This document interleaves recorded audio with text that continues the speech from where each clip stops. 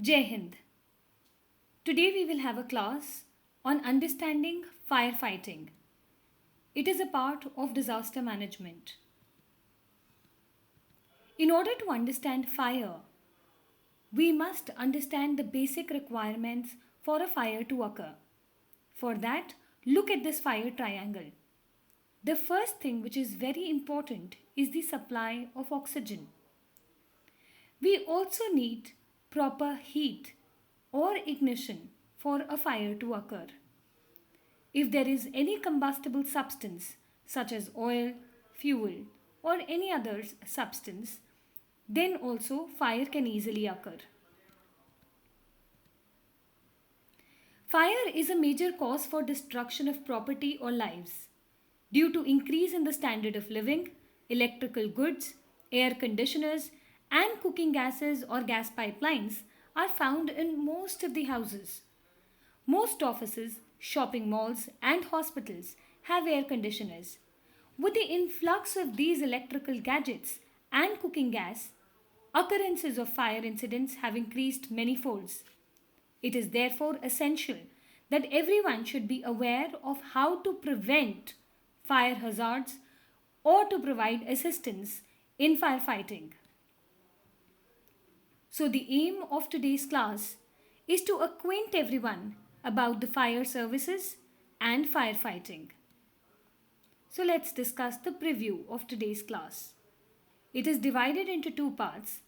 Part 1 will focus on causes and prevention of fire, and Part 2 will talk about firefighting. Causes and prevention of fire. Fire is the outcome of either heating or overheating of a combustible substance to the required temperature or igniting an inflammable material. The following three elements, as we've already seen in the triangle, are essential for creation of fire and its continuation. Oxygen, sufficient heat to raise the temperature of fuel to its burning point or ignition. Combustible or burnable material, which may be solid, liquid, or gas. Modes of spread of fire.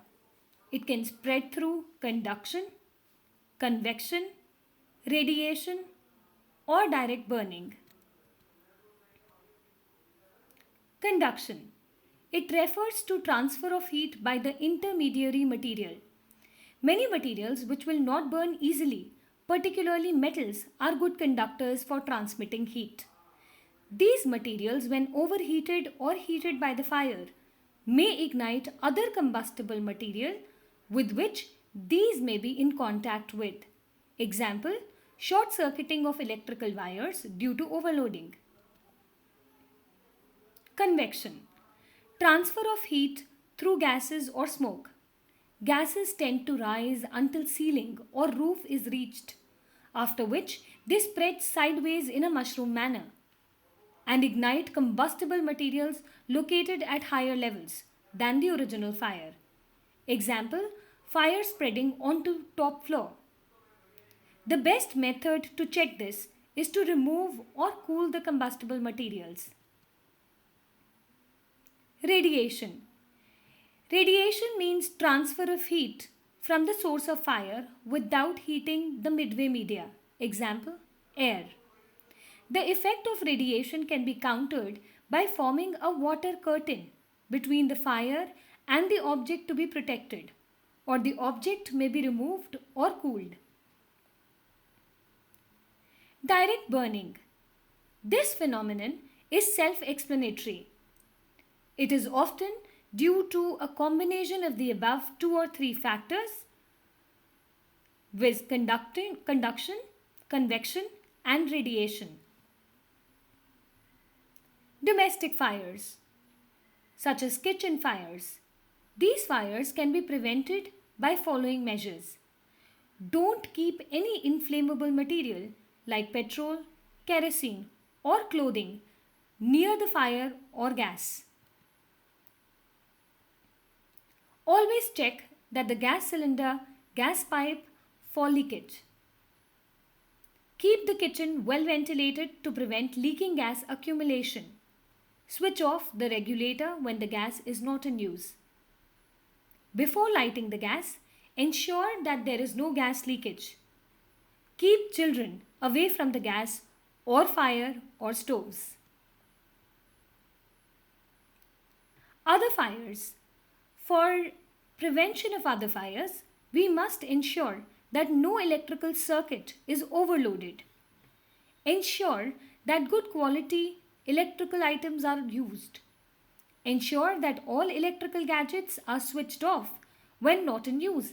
Example TV, AC, room heater or iron. Ensure that smokers do not leave any burning cigarettes or stubs in ashtrays near inflammable material. Don't ignite any firecracker ever inside the house. To avoid fire in public places, one must ensure that smokers do not leave any burning cigarettes or stubs in public dustbins or near inflammable material in closed AC offices, shopping malls, or cinema halls. Don't ignite any firecracker near petrol pumps, in crowded markets, near inflammable material, or inside malls. The classification of these fires can be done on the basis of the materials which are combustible. Class A fires. Ordinary combustible materials such as wood and paper.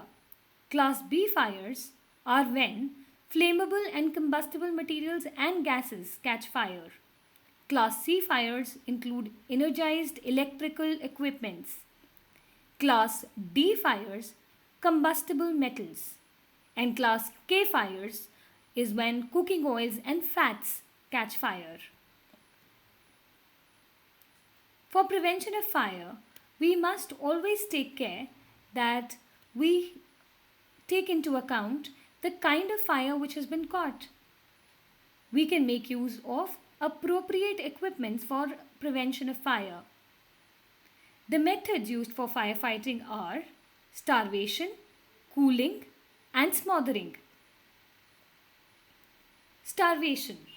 Starvation means removal of fuel combustible material, and it can be achieved by either segregation of fire and unburnt fuel by removing either of them. Removing unburnt combustible materials from a room on fire with the help of hook or otherwise or division of a large fire into several smaller ones to prevent the radiated heat from setting alight combustible material at some distance. Cooling. Cooling implies the removal of heat to lower the temperature of burning material to a point below its ignition point. Ignition point is the minimum temperature which is required for a material to catch fire. Cooling is usually achieved by water. When water is poured over a burning material, it absorbs heat, becomes hot, and flows away, or is converted into steam. The burning substance loses heat to water, and its temperature comes down to below its ignition temperature, and so the fire is extinguished. Smothering. Smothering means choking or restricting the supply of oxygen or air to the burning material. This is also called blanketing and is achieved by sealing all the burning material from oxygen, by covering it with sand or dry earth or foam, or by creating an atmosphere over the fire of heavier than air inert gas. In order to fight fire, there are several parties which are made. Let's talk about firefighting parties. We have a firefighting party, salvage party, rescue party, and cordon party. House fire parties consist of 4 persons who carry stirrup pumps and water buckets. They act as fire watches and work under the orders of the wardens. They carry 1 stirrup pump, 2 buckets, 1 torch, and one hand axe. One steel helmet and one whistle per member is envisaged as personal equipment. Auxiliary fire services. This consists of 8 persons with trailer pump which can throw water at the fire from a distance. The members of this service are drawn from the home guards. Firefighting equipments can be divided into the following 4 categories: fire extinguishers, stirrup pumps, buckets, fire beaters, and hooks. Fire extinguishers. We have soda acid extinguishers which are available, foam type or dry chemical powder extinguishers, or carbon tetrachloride CTC, carbon dioxide CO2, and dry chemical extinguishers are also available. Soda acid extinguisher. These fire extinguishers are used for extinguishing fires involving ordinary combustible material where the cooling effect is achieved by water or solution containing large percentage of water. Such extinguishers are conical or cylindrical in shape. Foam type and dry chemical powder extinguishers.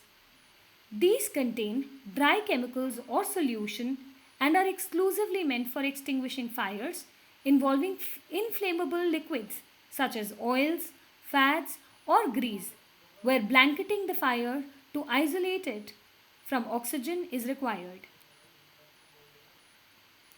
Carbon tetrachloride, carbon dioxide, and dry chemical extinguishers. These fire extinguishers contain chemicals, either liquid, gas, or dry chemicals, and are mainly used to fight fires involving live electrical equipments, where the use of an electrically non-conductive extinguishing agent is of most importance.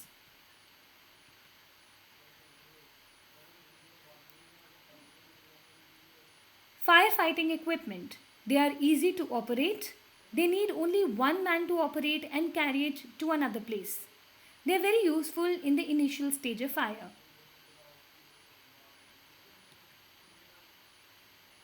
The disadvantages. The use is limited as the duration of the working of the extinguishers is approximately 1 or 2 minutes. The cost of these extinguishers is high. These extinguishers require constant care and maintenance. Stirrup pumps. The stirrup pump is an excellent piece of first aid firefighting equipment designed for use on small fire. It is very useful in localizing and controlling fires with limited water supplies. Water spray from this equipment may be used on small fires for cooling the combustible material or the surrounding of scene of fire. Stirrup pumps is generally operated by a team of 4 members, but in an emergency, a team of 2 members can also operate it effectively. The water jet produced by this pump can hit the ground at a distance not less than 9 meters from the nozzle. The consumption of water is about 1 to 1.5 gallons per minute.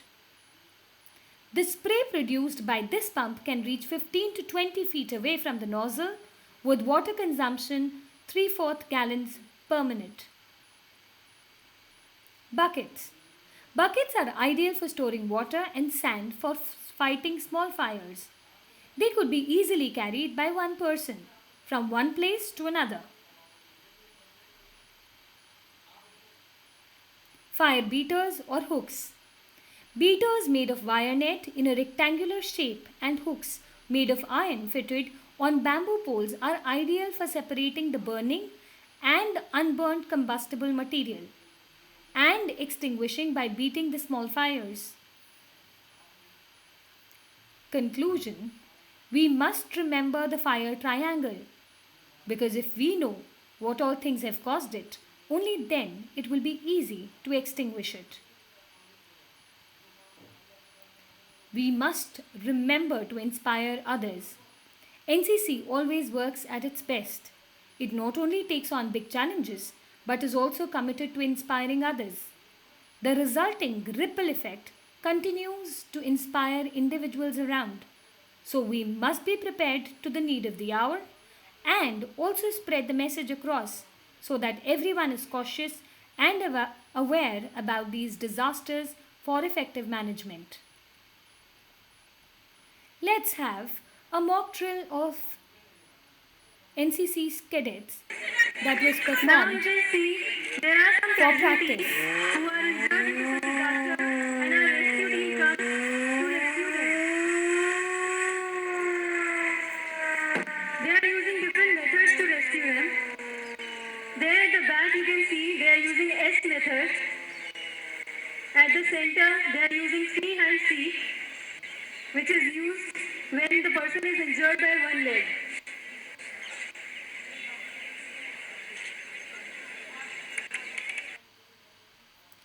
So here we see how the NCC cadets can actually tighten themselves up for the need of the hour. Of course, they are not trained professionals, but the help that you can offer is going to be much for those who need it in times of need. Jai Hind.